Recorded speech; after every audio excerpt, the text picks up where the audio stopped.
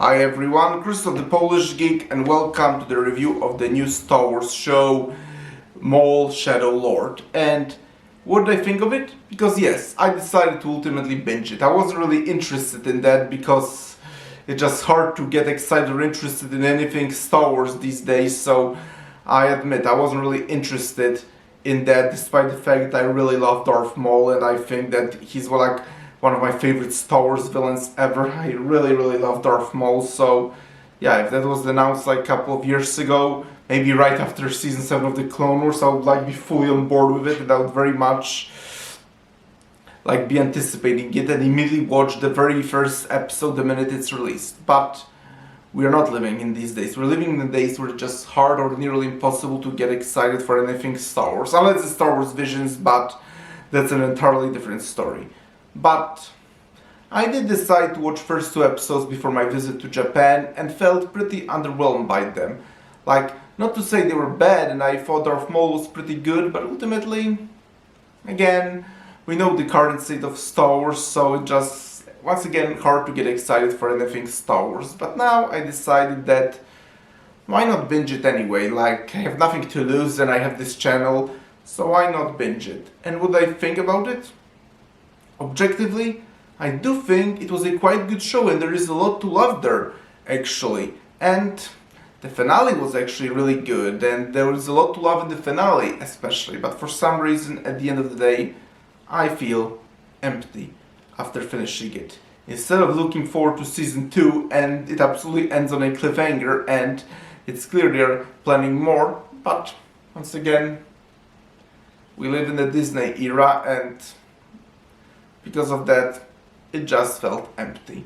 I will say what I did like about the show, because once again, from a pure objective standpoint, in isolation next to everything that Disney is doing, there is a lot to love in that show, especially Darth Maul himself, although he's not really a main character. It was advertised that he was going to be the protagonist of his show, but he's not. He's more like sort of a wild card. Yeah, you can't really call him the main villain. That's more like the Empire, but he's not really a hero, a protagonist either, I mean.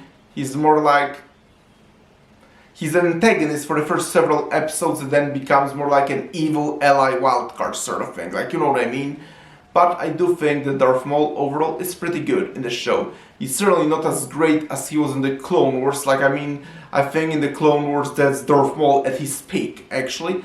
But I still think he was quite good overall, and I really liked the way he was used. I especially liked his interactions with the main character Devon, actually, because yeah, the main characters are actually Devon and her Jedi Master, Master Suki, yeah, something like that, and she was his apprentice, and they are among the few Jedi that have survived among the Order 66, speak of which I also find it really annoying, the old expanded universe was criticized for introducing way too many Order 66 survivors, and the new expanded universe introduced even more of them, which basically completely kills an impact of Order 66 and Revenge of the Sith, but whatever. Devon and her master, Master Suki, are the Jedi survivors of Order 66, and they are the protagonists of the show, as well as this captain of the Empire, Captain Lawson, although he very much doesn't like the Empire, and his son Riley. Yeah, these 4 people are the protagonists of our show, and they're quite interesting and well-written protagonists. I quite like them, actually, but one of the biggest highlights of Maul Shadow Lord is actually Maul's interactions with Devon, actually, as well as Devon's dynamic and the relationship with her Jedi Master, because this provides some really interesting dynamic.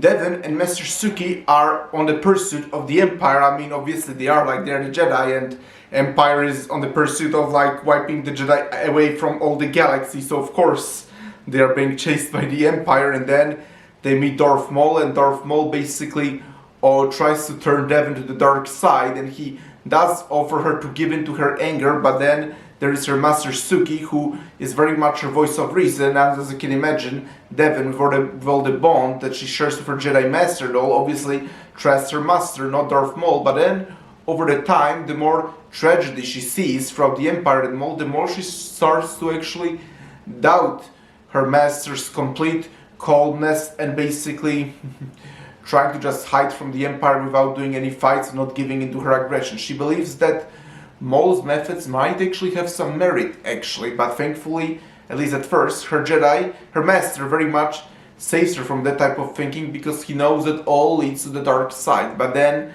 and this is admittedly was very, and I mean very predictable actually, because obviously the writers had to give Devon a reason she becomes Darth Maul's apprentice, so at the last episode, Master Suki obviously dies, which I also find, that's another reason I find it pretty forgivable that we suddenly got another survivor of Order 66, since if he was killed soon in the beginning days of the Empire, then you could say he practically died with the other Jedi just a few days later, really, but whatever, Master Suki dies, and then the episode ends with Devon giving into her anger and becoming Darth Maul's apprentice. And that was pretty predictable, but I do think it made perfect sense to actually do this, because that was the only way you could naturally explain why Devon, who was very much loyal to her master and very much valued his teachings and very much saw Darth Maul for an evil guy that he is, very much rejected Darth Maul's teachings, but why she ultimately chooses to submit to them. So I think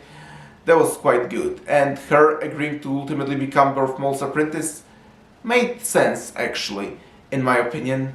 And by the way, no, I'm not buying into the idea that she's Darth Talon from the old expanded universe. Especially that, yes, in the original script by George Lucas for the sequel trilogy, which certainly much better than what we actually got from the sequel trilogy, but then again, anything probably would be better than what we actually got, but yes, in the original script, she was supposed to be Darth Maul's apprentice in the sequel trilogy with Darth Maul as the main villain, and she probably is kind of inspired by Darth Talon, but yeah, I don't buy she's Darth Talon, especially that Darth Maul no longer calls himself Darth Maul. He's just called Maul, because he's completely rejecting the title of the Sith Lord. So yeah, he's not Darth Maul, he's just Maul. So unless you just name her Talon, which would very much anger the fan base, understandably so, no, I don't buy that she's Darth Talon. She probably is modeled after Darth Talon, the apprentice of Darth Maul in the sequel trilogy, but I don't think she'll actually be named Darth Talon. And maybe that's for the best, because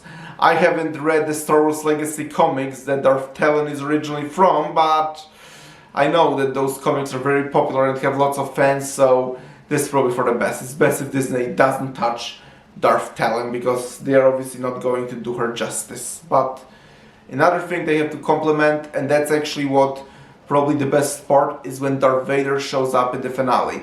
Like, I'm not one of those people that always wanted the duel between Maul and Vader, because I always felt like that this is a perfect example of a pointless fan service that ultimately doesn't move the story forward, and I still very much stand by that. Like, I don't see the need of constant bringing fan favorites to basically bring them together, fight each other. This is one of those trends I find really annoying, and that's perfect example of just giving in to the fans who just, and don't get me the wrong idea, I'm very much on the side of the fans, trust me. At the same time, I think there is a difference between good storytelling and just fan service for the sake of fan service, and bringing in two fan favorite villains to fight each other, that's a perfect example of just fan service for the sake of fan service, nothing else. But at the same time, I do think Vader himself was actually excellent here. That was Vader among his best moments. I really loved how he was so silent and completely didn't use a single word, and so powerful, like he fought with one hand at moments, actually, kind of like the Vader in Empire Strikes Back, and he was so like calm at every moment and basically felt like this complete unstoppable force. And even Darth Maul, the minute he realized who Vader was and all, he was basically, we're screwed, back away. So yes, I think that the portrayal of Darth Vader was really spectacular.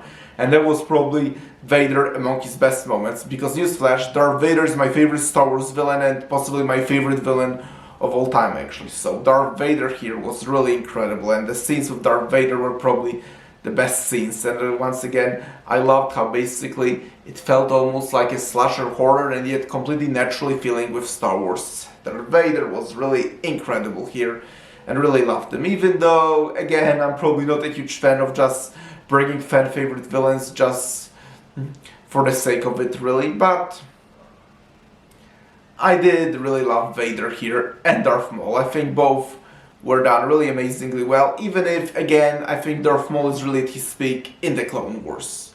And the final thing I gotta really compliment is the animation. The animation is probably the best it has ever been. Like, the animation in the season 7 of the Clone Wars looked better than ever, but then I thought it was even better in the Bad Batch and Tales of the Jedi and Tales of the Empire and Tales of the Underworld, although those two shows both really suck actually. But now in Maul Shadow Lord, that was by far the best animation. So yeah, the animation only keeps getting better and better, and I say here in Maul Shadow Lord, it was by far the best animation in Star Wars, which admittedly is a pretty high bar to clear because it was already amazing in season 7 of the Clone Wars and the Bad Batch, but I say this time the animation has come really long way. Again, the animation just keeps getting better and better, and this is the final thing I gotta also talk about, and that goes into another problem with Star Wars. I don't think that many people talk about. Mostly people just talk about the distraction and insult to the lore, actually, which I 100% agree, and also in certain thing of political agenda and all. But there is one more thing that I don't think that many people bring up, that is another big problem with the current Disney Star Wars. They seem to be so stuck on a post-prequel, pre-original trilogy era, which is like so really annoying, and it makes this universe feel so small actually. Like, The Bad Batch, while a really good show, it happened like at the early stages of the Empire, and or happened like right before original trilogy, before Rogue One, and now and now yes, Maul is obviously also happening in the in the early days of the Empire, just at a different place than the Bad Batch. Mostly what Darth Maul was up to during these days. So yes, this is another thing they find really annoying. Why can't they just explore the Old Republic era? But then again, maybe that's for the best, because I don't trust Disney to do any justice to the Old Republic. They're probably gonna be butchering it, so maybe this is actually for the best. But yes, I do find it really annoying that they're choosing mostly to focus on the post-prequel, pre-original trilogy era. It just makes this universe feel so small and all that. But then again, I don't trust them to really do justice to the era of the Old Republic or anything, so at the same time, it's not like I care that much. But overall, Maul Shadow Lord in isolation, I say it's a quite good show. I wouldn't call it among the best Star Wars shows, certainly nowhere near as good as the Clone Wars, and I wouldn't even say as good as Rebels, and I'm gonna even argue I slightly like the Bad Batch more as well, but I do think it was overall quite good and interesting. But once again, I just feel empty by the end of it, because it's just hard to get excited for anything Star Wars. And as I said, if it was for this channel, I probably even wouldn't be watching it ultimately. So, from an objective standpoint, I do think the show was quite good, and I did like it, but I just felt so empty inside. I just did. And it's not changing anytime soon. And I can't say the same thing when I'm doing something like playing the old X-Men universe, like Knights of the Old Republic, which I reviewed only several days ago. Actually, Knights of the Old Republic 2, the Sith Lords, reviewed only several days ago on May the 4th, but whenever I'm watching something from Disney, even if it's quite good, then I just feel so empty. So, thank you everyone for checking out this review. Press the like button, please subscribe to this channel, and I will talk to you soon in another video. Talk to you later, bye!